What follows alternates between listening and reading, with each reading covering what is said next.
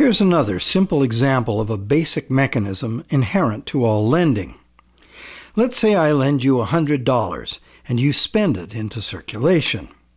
It eventually ends up in the possession of someone who doesn't need to spend it and decides to lend it instead.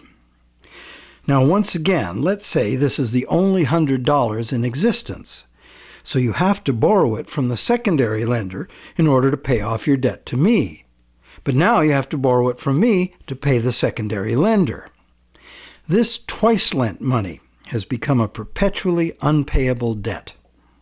This debt can never be extinguished, nor even reduced without a default. Notice that interest doesn't even enter into this equation. The problem of perpetual debt remains, interest or no. And even if the money itself is of intrinsic value, like gold or silver, or if it is issued by governments as cash, twice lent money creates perpetual debt exactly the same way.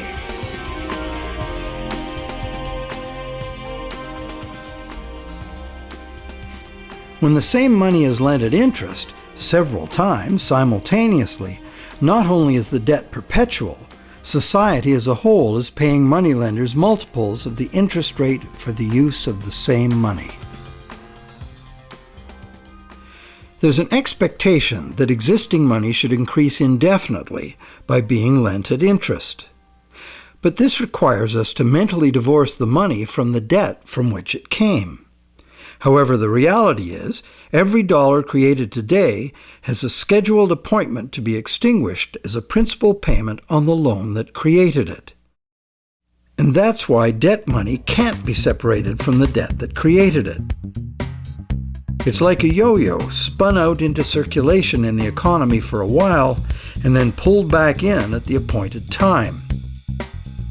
In order for the yo-yo to be free to return, all of the debt money needed to extinguish the debt has to be available to be earned.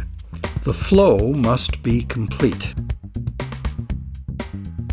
Can't we just pay off these debts with other money? But what would other money be? Today, the amount of physical cash and coin in circulation is very small. Almost all money is bank credit, debt money. So if almost all money comes into existence the same way, then it's valid to picture each debt money dollar as having its own cycle from creation to destruction. So, the question, can we pay off debts with other money?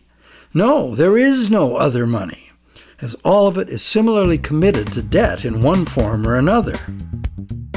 Therefore, the only way to ensure current payments can be made is to constantly increase the total amount of money in the system. But more money in a debt money system means more debt, so the debt hole in reality just deepens. Since debt is money in this system, it creates the fantasy of wealth for a while. But fantasies must come to an end.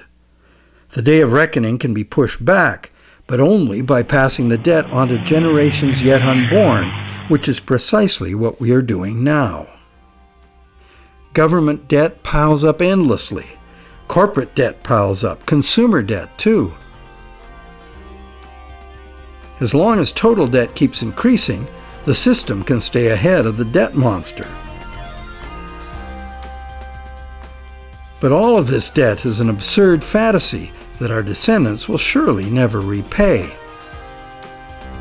Nor would they be advised to, as repayment of debt would eliminate the money stock and plunge the world into a depression. Once real growth levels off due to the inherent limits of human productivity or the limited resources of a finite planet, this growth-dependent money system can only resolve its impossible arithmetic in a destruction of value. This can either happen through a deflationary spiral of credit defaults and falling prices, or by the devaluation of the money unit. Taken to extremes, either course of events will destroy an economy and even a civilization.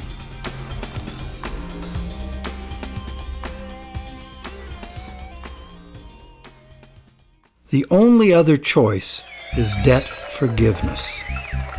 In the ancient world, a regular debt jubilee, society-wide forgiveness of debts, was a common practice to deal with these unavoidable problems with lending.